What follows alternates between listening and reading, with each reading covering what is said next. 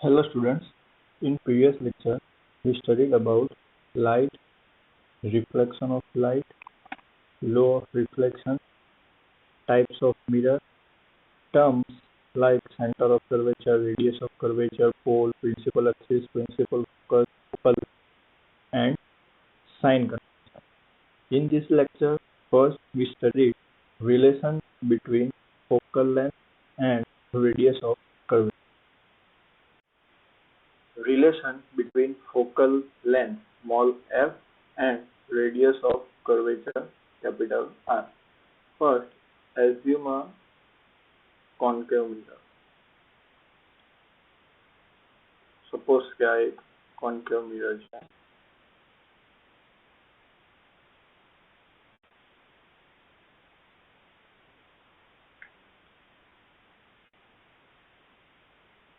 Pole P and here center of curvature C and its principal axis. Now consider a parallel ray to the principal axis incident on mirror at point M. Let's suppose કે એક ray principal એક્સિસની parallel mirror surface ઉપર point M આગળ incident થાય છે. After reflection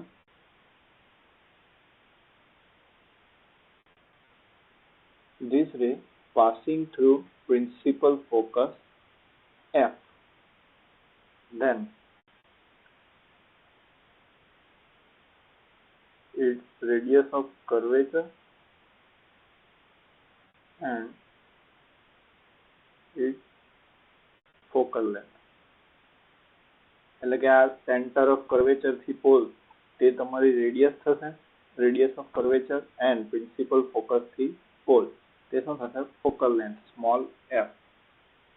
Now draw a CM.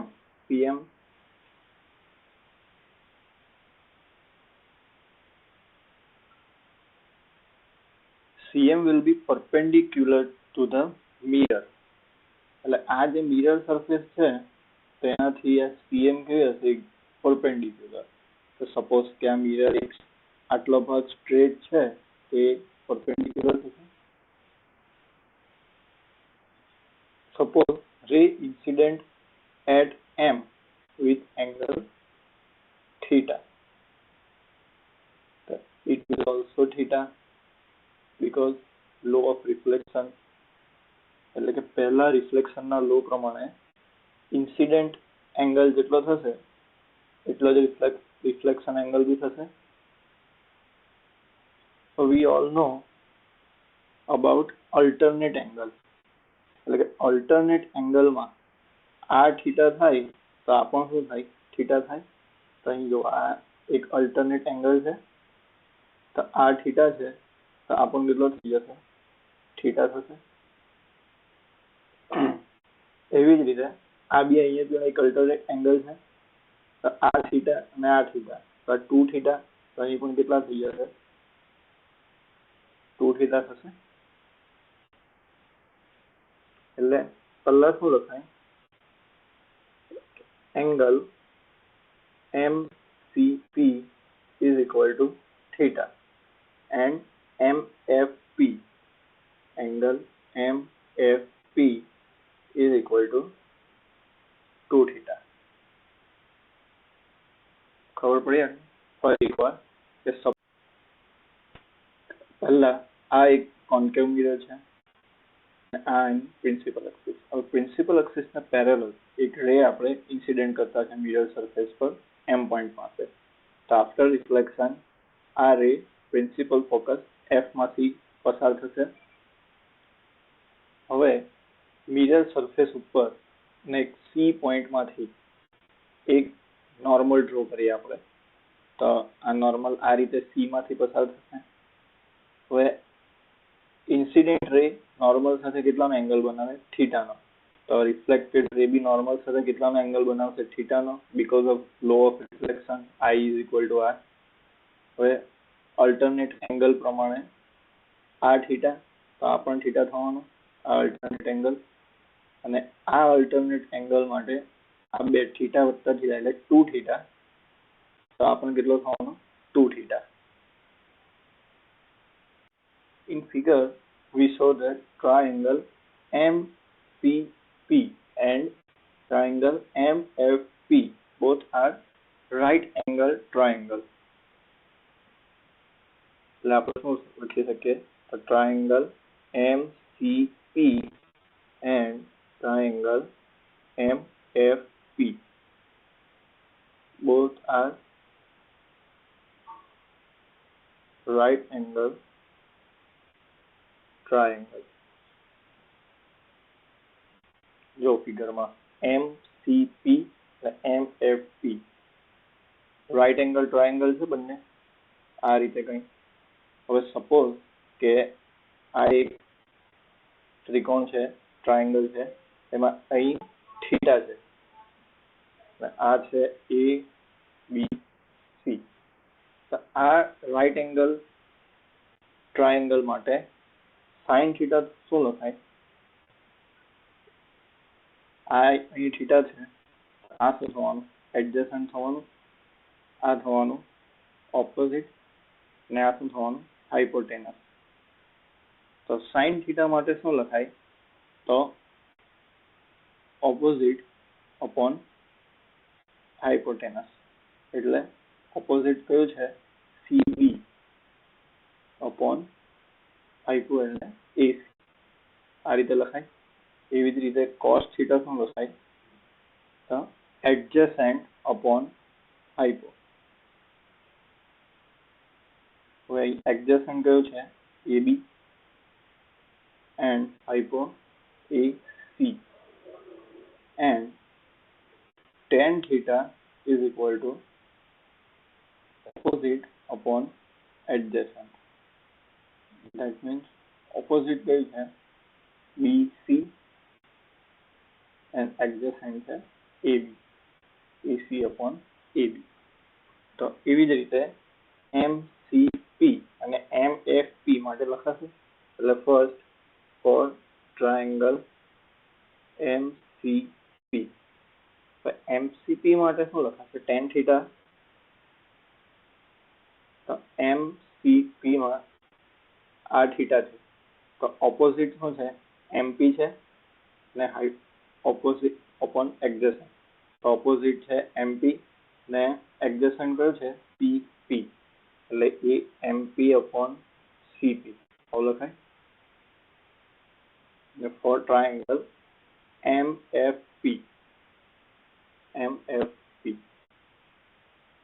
એના માટે tan 2 theta થશે, because MFP માં આ 2 થીટા છે, એના માટે શું થશે?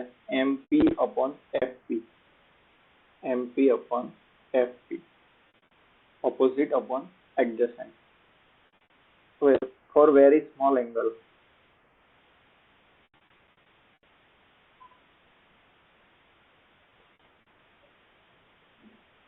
tan theta nearly above theta.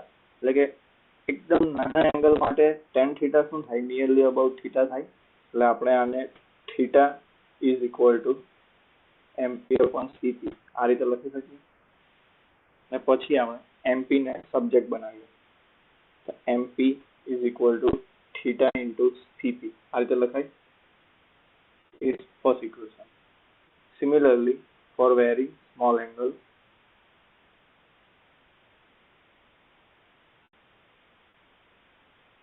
tan 2 theta nearly above 2 theta આવું લખાય.